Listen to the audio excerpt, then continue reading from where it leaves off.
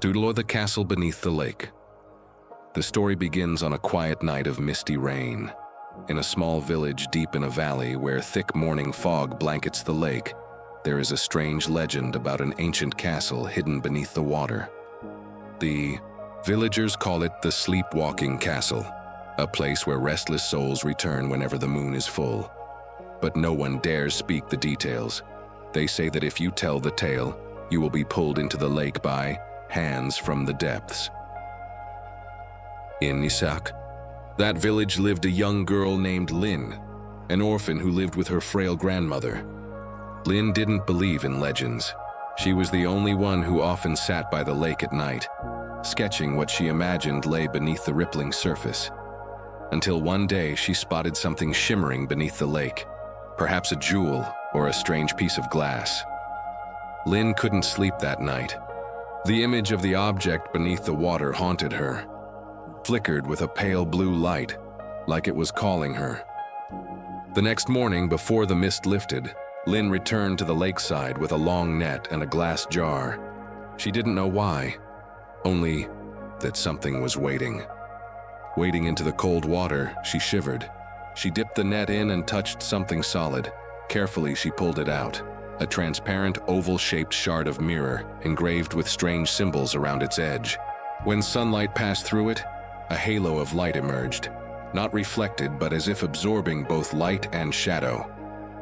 In that moment, Lynn heard a tiny voice in her mind. "You have been chosen. The door will open on the full moon." Startled, she looked around. No one. But the lake. It was rippling as if whispering secrets beyond words. That night, Lynn couldn't sleep.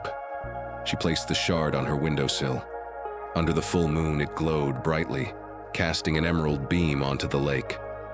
She stepped outside, her feet moving as if guided. The beam formed a glowing circle on the water. Then, from the depths, a black stone doorway emerged, suspended between water and air.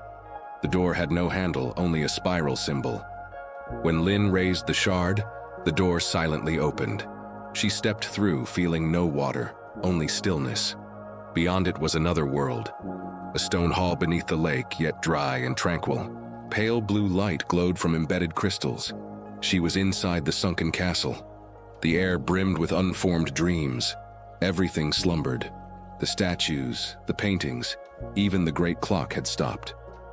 A whisper echoed. The memories of forgotten. Souls await awakening. She entered a room filled with hundreds of floating mirrors. Each one showed strange images. A child crying by the lake, a young man playing a lute in the rain, a woman releasing a white scarf into the water. The voice returned. "These are memories of those who entered here and never returned." In one mirror, Lynn saw herself, sinking slowly, eyes closed. A figure appeared, an old man in a long robe, eyes without pupils. He called himself the Dream Keeper. And this castle was the vault of restless memories. "You carry the shard, therefore you are chosen to continue the task." Lynn shook her head, but he gently replied, "Only by completing the 7 memory trials can you return. Otherwise, you become part of this place." He led her to a cold steel door. As she touched it, she was pulled into her greatest fear. The day her parents disappeared when she was a child. She saw herself lost in the forest, calling out in vain, cold, crying. But then, from the memory, a light. Her mother's hand, gently touching her shoulder. The Dreamkeeper's voice echoed, "To pass, you must face it. Don't banish fear. Embrace it." She stepped through the second door and saw herself beneath a roof with a childhood friend. They once promised to travel the world, but Lynn had long forgotten him. He didn't scold, just smiled sadly. "I never left. You just forgot me while growing up." The memory faded, leaving a small watch in her hand. The hands began to turn again. She saw herself painting strange scenes, places that never existed. But adulthood, responsibility, and worry had dulled those dreams. The room was filled with floating paintings, swaying like in a breeze. An unfinished canvas floated to her hands. She decided to keep painting. After completing 3 trials, she met a strange, faceless being. drifting between hallways. It whispered, "Are you sure you want to remember it all?" It didn't attack, just asked. Trembling, Lynn replied, "Some memories hurt, but they make me who I am." The creature vanished into the air. She entered a space of sound only. Wind, a mother's lullaby, summer insects, rain on a leaf roof. She only had to listen. Memory isn't only images, it's the sound of love. A wind chime rang softly, and the next door opened. She saw the memories of others, a lonely elder, a lost child, a girl afraid to speak her truth. Lynn wept. "These aren't my memories, but I feel like I've lived them." She understood. To know oneself, sometimes we must see through others' eyes. Lynn wandered into a maze where everything looped endlessly. No matter how far she went, she returned to the same place.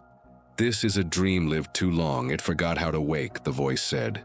She realized letting go would break the loop. And when she said, "I'm ready to wake up," everything crumbled in light, no more dream, no more past. She saw herself beside her sleeping grandmother. The old face was peaceful. Her hand held Lynn's, real. The present is the most precious. Memory, it passes every second. The dreamkeeper returned, his gaze softer. "You have completed the 7 trials. But to return, you must choose. Keep all memories, or forget them for peace." Lynn thought deeply. She chose to keep them all. Though heavy, they made her truly awake. She opened her eyes, still by the lake, the shard shattered, dissolving. Into the dawn light, no ripples, no stone door, only her, and the feeling she had lived a dream. But it was real. Days later, she told her grandmother. The old woman wasn't surprised, just smiled. "I was chosen once too." Her shard, now a necklace. Not everyone sees the castle. Only those with unfinished memories do. From then on, Lynn painted every night. Her paintings now breathed. Viewers felt like they'd lived in that dream. A museum opened in the village to display Lynn's works. People who visited said they remembered something long forgotten. 1 year later, under the full moon, lights flickered again on the lake. Lynn walked by the shore, this time with no shard, only an awakened heart. She didn't see a door, but heard a familiar whisper. "Thank you for remembering us. Is the underwater castle real?" No one knows, but Lynn knows this. Every deep sleep, every long dream, is a chance to walk through the door of memory. And if you truly remember something forgotten, perhaps that door will open for you. The last lighthouse, a legend at the end of Light and Dreams, centuries ago at the end of the mainland, on a high cliff jutting straight out into the ocean. There was an ancient lighthouse that still shone its light on ships drifting in the darkness. It stood there, silent and steadfast as a witness to countless separations, reunions, and even unexplained disappearances. The lighthouse was called the Fallen Star Tower. No one knew where that name came from, only knowing that every time the night sky was clear, the light from the tower seemed to interact with the universe, silently falling into the deep sea as a signal for things that could not be named. The current lighthouse keeper was Anne, a young girl who lived alone. No one in the village really understood her. Anne was a quiet person, never left the lighthouse and only appeared at the market once a week, exchanging a few items to make ends meet.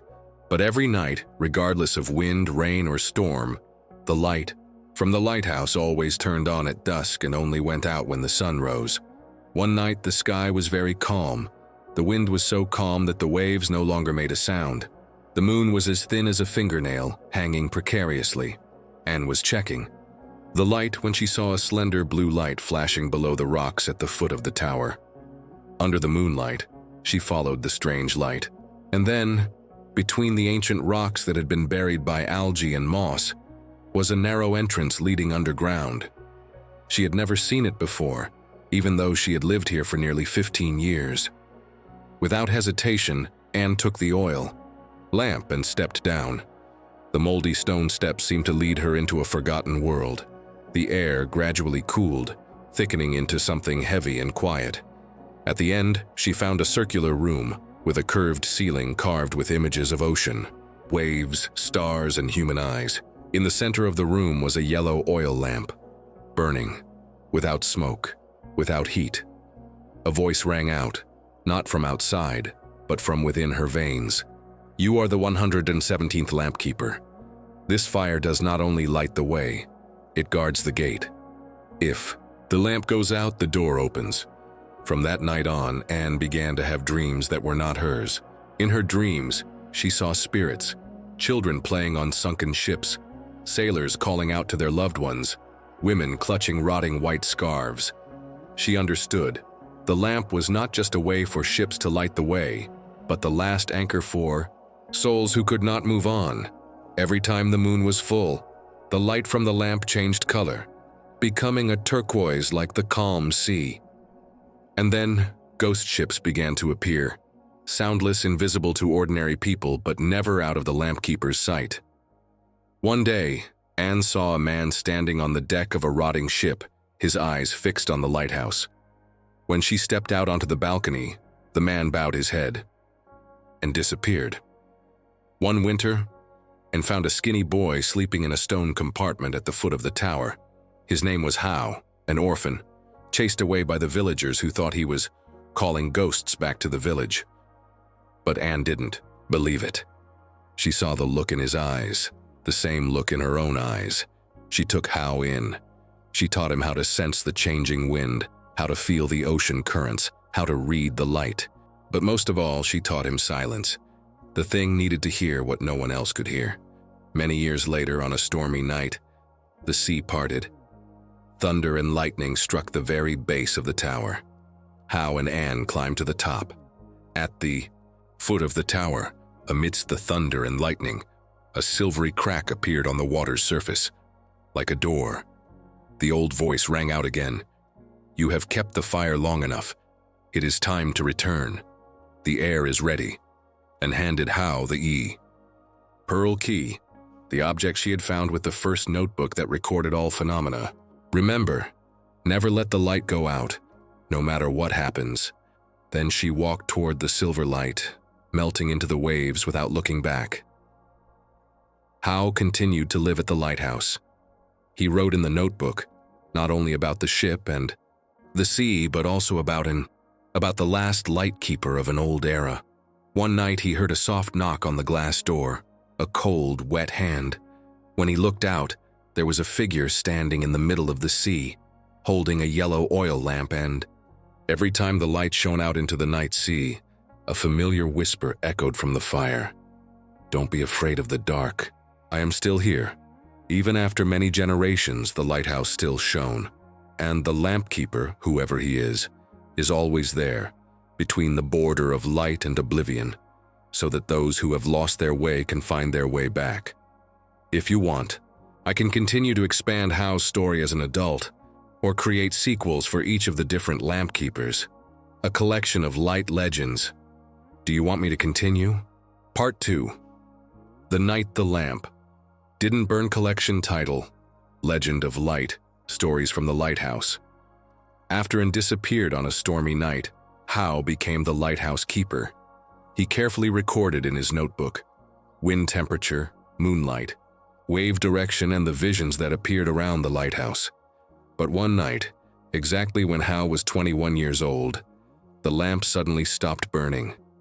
Despite filling it with oil and checking every part, the flame only flickered and then went out. When the wind rose, he saw in the mirror not his own face, but the face of another boy, his face dirty and frightened. The old cellar door, where Anne had stepped down, was slightly open. Hao decided to go down, carrying a hand lamp. This time, the stairs did not lead to the golden room like before. Instead, there was a long hallway, flanked by countless rotten wooden doors, each with a different symbol: a flame, an eye, a compass, a seabird, and finally, a broken mask. The last door opened slightly. Inside was the very room Hao had stayed in as a child, in the old village before being banished. On the table was a flickering hurricane lamp, and the images of his adoptive parents who had died in a house fire appeared clearly. A familiar voice rang out. The lamp sometimes goes out, not because the fire has run out, but because the memories need to be rekindled. Hao had to relive every memory he tried to forget. The helplessness, the fear of the dark, the call of his parents in the rainy night. But this time, the light did not come from the lamp. It came from An's hand gently placed on his shoulder, like a fleeting vision. You must light yourself before you light the world. He returned to the lighthouse and carved a new line into the lamp with his own hands. We do not keep the sea on fire, but we keep the sea from the fire of oblivion. That very night, the light flared up again, stronger than ever, for the first time, shining straight down to the sea floor, where thousands of pieces of light sparkled like returning souls.